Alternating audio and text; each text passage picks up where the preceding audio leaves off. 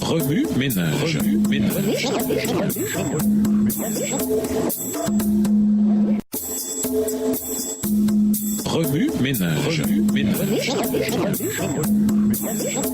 Bienvenue à votre émission Remue ménage. Voilà la leçon de dimanche. Intérioriser, une générosité authentique. Selon Paul, la justification est donnée gratuitement, Romains 3, verset 24. Lorsqu'une chose est donnée gratuitement, elle exprime une abondance de générosité extravagante accordée sans frais aux bénéficiaires. Elle démontre également la volonté du donateur d'offrir le cadeau. Dieu n'accorde pas le don de la justification à contre-cœur, il le prodigue. De même, la justification est un don de la grâce, Romains 3, le verset 24. Le mot grâce communique la nature gratuite et non méritée de la faveur de Dieu. En utilisant les mots gratuitement et grâce ensemble, même si ces termes ont une signification similaire, Paul souligne à quel point le don de la justification de Dieu est gratuit. La justification est gratuite. Gratuite. La justification est grâce. Grâce. Nous ne pouvons la mériter par les œuvres de la loi, Romains 3, le verset 20, et nous ne pouvons pas obliger Dieu à la donner. Il la donne gracieusement et gratuitement à ceux qui ont la foi, Romains 3, le verset 24. C'est un Dieu à la générosité authentique, un Dieu qui se réjouit d'accorder des dons salvateurs à ses enfants. Ce don gratuit et extravagant de la justification, Dieu nous l'offre par la rédemption qui est en Jésus-Christ. Romains 3, verset 24, version du second. La rédemption est le langage utilisé pour décrire la délivrance des esclaves de l'esclavage, comme lorsque Dieu a racheté Israël de la servitude égyptienne. Exode 6, verset 6. Jésus rachète les pécheurs de la puissance asservissante du péché et leur accorde gratuitement par la grâce le don de la justification. Au jour de l'Empire romain, beaucoup de convertis au christianisme étaient de réels esclaves. Cette image de l'œuvre du Christ devait être particulièrement belle pour ceux qui connaissaient par expérience la douleur et le traumatisme de l'esclavage. La justification et la rédemption sont possibles grâce au sacrifice propitiatoire du Christ. Romains 3, le verset 25.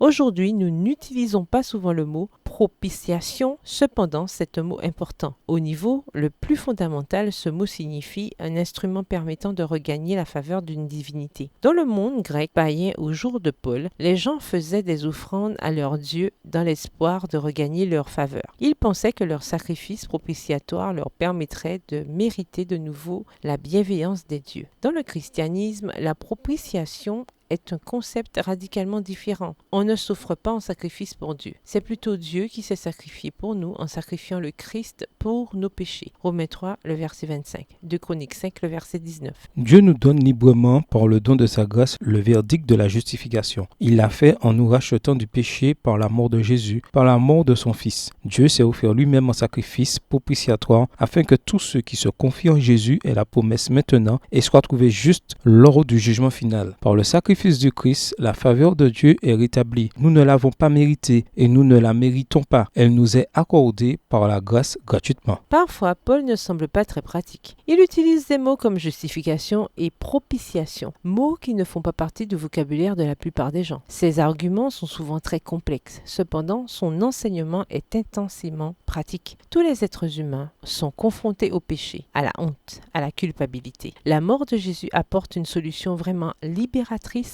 à ces problèmes universels. Oui, ménage, revenez à votre texte écrit et étudiez le passage. Encerclez les mots ou expressions et dit répéter. Encerclez les mots ou expressions ou dit répéter. Soulignez les mots ou expressions qui sont importants et qui signifient quelque chose pour vous. Reliez par une flèche les mots ou expressions aux autres mots ou expressions associés ou connexes. Quels éclairages particuliers vos notes semblent-elles indiquer dans l'ensemble? Mémorisez votre verset préféré tiré de Romains 3, les versets 19 à 31. Écrivez-le plusieurs fois pour vous le rappeler plus facilement. Essayez de vous souvenir d'une fois où vous avez accordé une grâce imméritée à quelqu'un. Comment vous êtes-vous senti? Au revoir. Et à demain si Dieu veut.